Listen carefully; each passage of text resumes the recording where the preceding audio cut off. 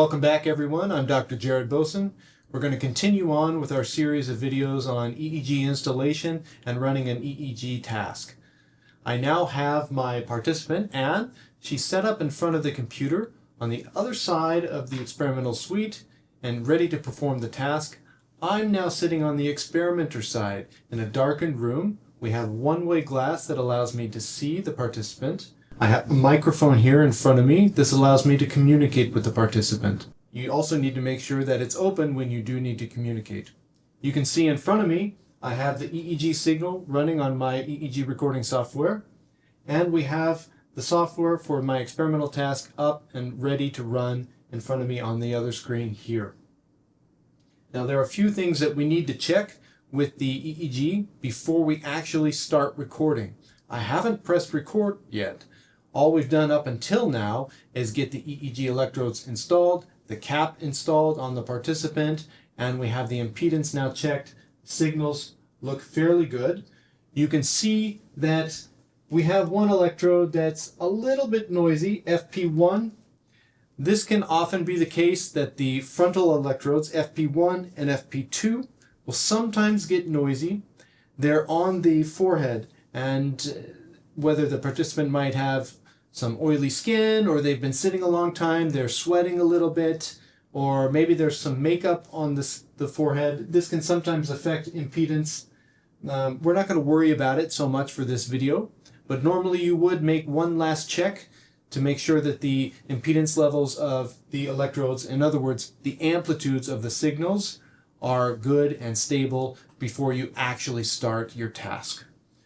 So we'll leave it as is for now. The other thing I'm going to check is to make sure that any triggers or markers that I want to put in the recording are functioning properly. Now, in this workspace, we have already entered 4 different markers that we want to use for this experiment. We will have 2 tasks in the experiment, and we need a start and an end for each of those tasks. So we've already entered those in, and I'm going to test them right now that they're actually functioning. So I'll test my task 1 start marker, and it shows up. You should be able to see it on the close-up view of the EEG recording software. I'll test the task 1 end. It shows up. Task 2 start and task 2 end. So all 4 show up properly. I'm good to go in terms of my markers. The last step is to actually initiate the recording. Right now, we're just showing the live sampling of the signal. And you don't want to start your experiment with just live sampling and reach the end and realize you haven't recorded anything. So we do need to make sure we start the recording.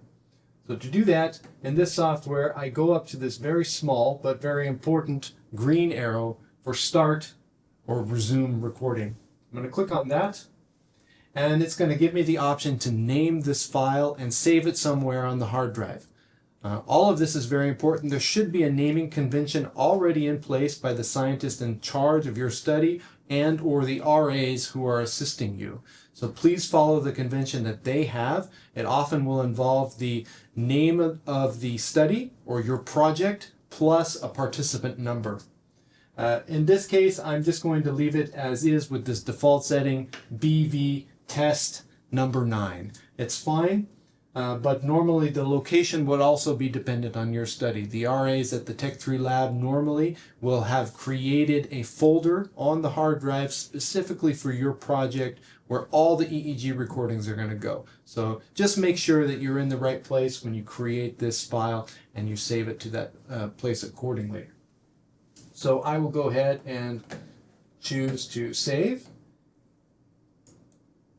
And now the display has changed. You'll see in the lower part of the screen, there's now red that shows that we are saving to HDD. So this is being saved to the hard drive. This is now a recorded signal.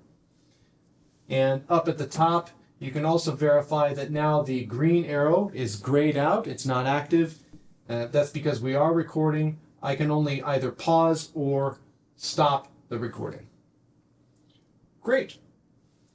So with this in place, we'll make one last double check that the signal looks good, and then we'll prepare the participant to actually do the task.